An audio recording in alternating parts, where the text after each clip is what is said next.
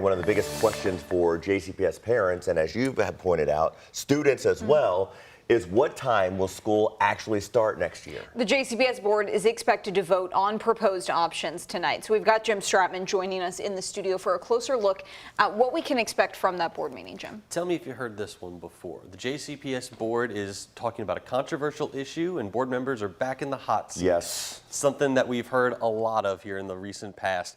Already they're drawing criticism from all corners for plans for a new start time system for next school year. Now I'll walk you through what they're proposing right now. The district wants to create 3 distinct start times: 7:30, 8:30, and 9:30. Option 1 would change the start times for 87 schools. 24 would change by about an hour or more. Now, option 2 is the preferred scenario by the district, and it changes start times for more than 100 schools. 63 would be by an hour or more. And we spoke with one parent who described this upcoming school year as a 1-2 punch for her. First losing transportation, and now potentially having a huge start time shakeup. I don't know how to stomach that. I don't know how to plan around that. I don't know if I switched careers and then now I'm not here when I get home in the afternoons and well, I've been to daycare all this time. Now do I have to find childcare for them? But they've never been anywhere. The JCPS board voted to cut transportation to most magnet and traditional schools back in April. Now tonight's meeting is set to begin at 6 o'clock in the evening at the Van Hoos Education Center. We are told that there will be public comment allowed during this meeting. Grace, Eric? All right, Jim, thank you. We have the full list of schools facing changes on our website. Just click the link in this story and you can see how the different options would impact you and your child's school. The Campbellsville University student accused of killing one of his classmates will face a judge today. 21-year-old Charles Escalera was arrested on February 24th in connection to the death of 18-year-old Josiah Kilman. Both students were on the wrestling team. Detectives say on the night Kilman died, Escalera was seen on security video entering his dorm lobby and leaving almost an hour later. Investigators say Escalera admitted multiple times to killing Kilman. He's facing a murder charge in Taylor County and burglary out of Greene County. Escalera is due back in court today at 1.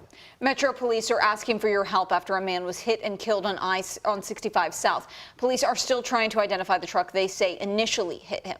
It happened yesterday around 1:30 in the morning at the Arthur Street exit near the University of Louisville. Officers weren't called to the scene until 9:15, finding the man dead. Investigators believe he climbed over the guardrail onto the interstate and was standing along the shoulder when he was hit by a light-colored pickup truck. Police say the victim was then hit by 2 other cars, which also did not stop. As of now, police do not have the make or model of the truck or have released any information about the other 2 cars. If you know anything, call 574-LMPD. 2 people were shot at a Southside apartment complex, one of them an 8-year-old boy. And this morning, police are calling it a drive-by shooting, and now they're looking for answers. This happened Sunday night around 9:30 at the Heritage Green Apartments right off of Southside Drive.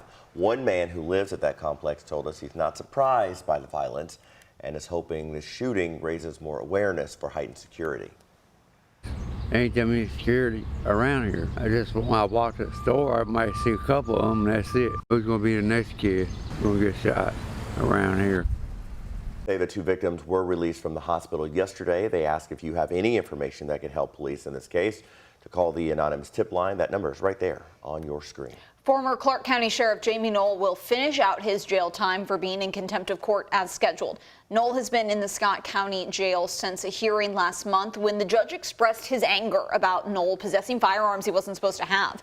Yesterday, a former FBI agent testified during recent searches of Knoll's 4 properties. He found 2 additional semi-automatic pistols in Knoll's Jeffersonville home.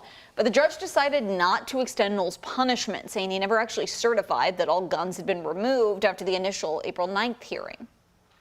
And then these additional weapons were discovered. I promise you there would have been additional sanctions. But because that certification had not been made, I don't think it would be fair to do so. So far, Knoll has served half of his 60 days for contempt of court.